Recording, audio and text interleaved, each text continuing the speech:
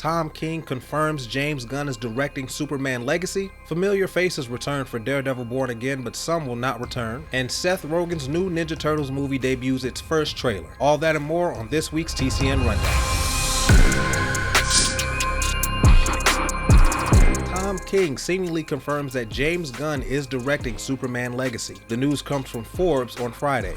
During an interview for Comic Pop Returns, writer Tom King mentioned that James Gunn would be directing and writing Superman Legacy. It's been 6 weeks since James Gunn announced his first batch of DC movies for the new DC studios, and many speculated that he would be directing Superman Legacy. I thought it would be unlikely because I assumed that he would be too busy to helm the project, but that does not seem to be the case. A few weeks ago, it was confirmed that James Gunn had been hired to write Superman Legacy well before he was considered to be the co-head of DC Studios, so one would think that they had him in mind to direct as well. Gunn directing the project is likely true. However, the director has not confirmed nor denied the claim, despite his transparency concerning the DCU.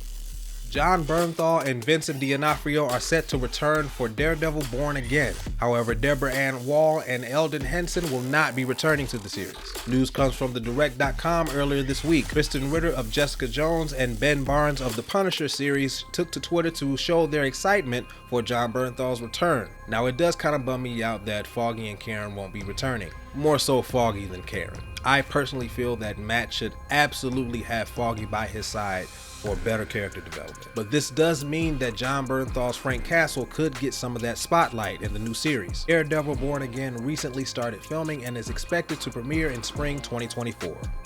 Teenage Mutant Ninja Turtles Mutant Mayhem debuts its first trailer. Paramount uploaded the trailer to their official YouTube channel just one day after announcing the cast for the film. In the trailer, we see the Turtles behaving much like adolescent boys do, as we are introduced to each of them as well as the new April O'Neil. While the general reaction to the trailer has been mostly positive, there are a few internet trolls and an uproar over April O'Neil's race. Because, of course they are. But as some of us more sensible people would say, who cares?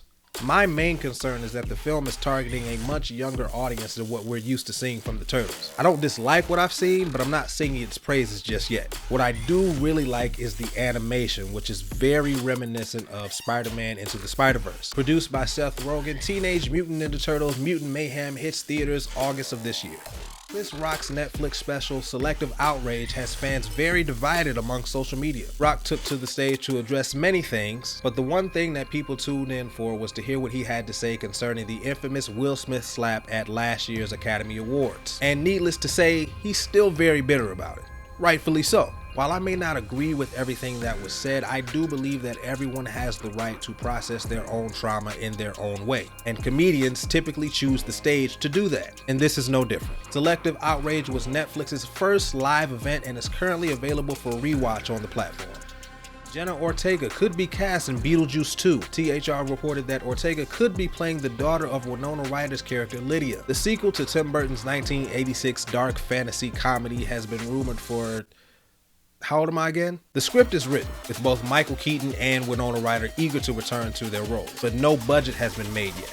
If the deal goes through, then production would begin in London. This would be Jenna Ortega's second collaboration with Tim Burton, the first being Netflix's Wednesday. Ortega is also in the recently released Scream 6, which is currently in theaters.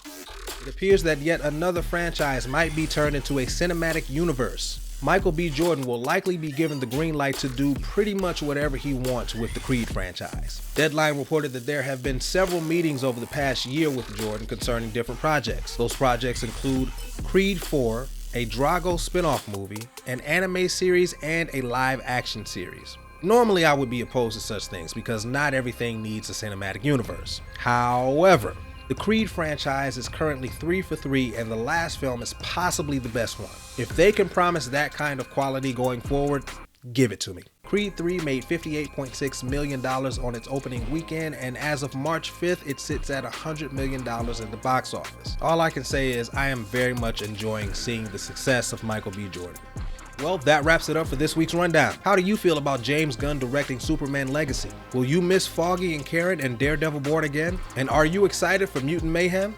Let us know down in the comments. I'm Jay Stu, the Culture Nerd, reminding you to stay nerdy, my friends.